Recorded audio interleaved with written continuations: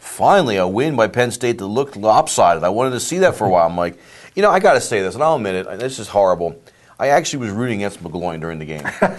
You're not a McGloin guy, sorry. It just was he's not the answer. You got to go with the young guy. Bolden's whatever. There's more potential with him. You got to ride him. And when McGloin's making passes and the receivers are catching it on passes that they're dropping for Bolden, I just wish they'd run the same plays for these guys at times. They were easier plays for those receivers sometimes. Again, you're advocating the scientific method. But what were your observations? Well, I thought that I agree with you that Bolden should be the guy. I agree with you. But I think McGloin has outplayed Bolden the last 2 weeks. Unfortunately, I agree. And particularly so last week. I thought he was very accurate. He was, it looks easy. It looks easy to be accurate when you're just sort of routinely doing it. If you watch football, it's not. It's not easy. And they were playing a team that absolutely was daring them to throw the ball, and they threw it, and they did it pretty successfully. And it was a nice win. I mean, they played a bad team. I'm not sure what it means.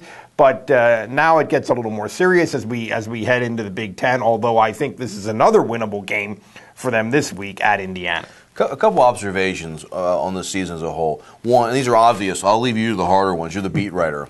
Silas Redd is a stud. I mean, Evan Royster, who? I mean, the guy's the all-time leading rusher for Penn State now, and he didn't make these kind of runs, dynamic runs where he's just bouncing off of people, and yet Redd wasn't able to do much because of the offensive line, and also because 8 in the box. Eastern Michigan was really selling out to stop the run. It'll be interesting to see how he does this week because he's going to have to be a bigger part of what they do. And I think he will. And the other one is just Devin Still. Oh my, that guy is a beast on the defensive tackle spot. And Joe actually said today that I really think he is now underrated nationally.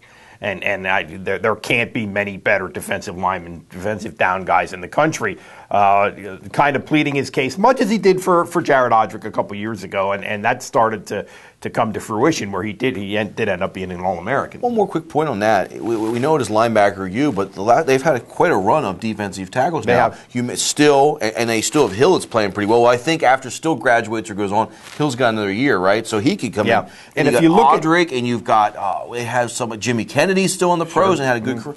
They've had a ton of these guys recently. If you look at their position coaches, I think the most respected and probably the best position coach they have, I'm talking about coordinators now, is probably Larry Johnson. And he does. There's been some times when they had very little experience and not a whole lot of answers going into a season up there, and he was able to get a lot of kids ready to play and shuffle kids in and out of the game and make it work. And that's definitely one of their strengths. I think Amoy is starting to finally come into his own. Anything else from the Eastern Michigan game that impressed you out there before we jump ahead to Indiana? Well, they got the ball to Devin Smith in a situation where he can use his speed and boom, 71-yard touchdown. I mean, it's not as easy to do as you think because he's a tiny little kid, but they made it work, and it'll be interesting to see how the linebackers can play without Mike Maudie, who is one of the best. And I think they'll be okay in the secondary without DeAnton Lynn, who is going to apparently miss at least this week. They're not even going to start looking at him until Thursday, Joe said today. All right, Lynn, I know there were 2 big losses. I saw this win. I thought these are 2 huge losses because Lynn is a senior back there and a very senior. But they have a young guy that they should be able to mix in. And the linebackers, they've got a lot of depth. But, boy, I'll tell you what, I felt bad for Maudie, too. This guy, you can see him with the towel. You can see him sort of getting emotional. The guy's a really good player. He is, and you take those 2 guys out on a week when Indiana is almost certainly going to throw the heck out of the ball because that's about all they can do. So you are going to test the ability of the secondary and the linebackers to cover. This is not the ideal week for you to have lost your best cornerback and your best linebacker.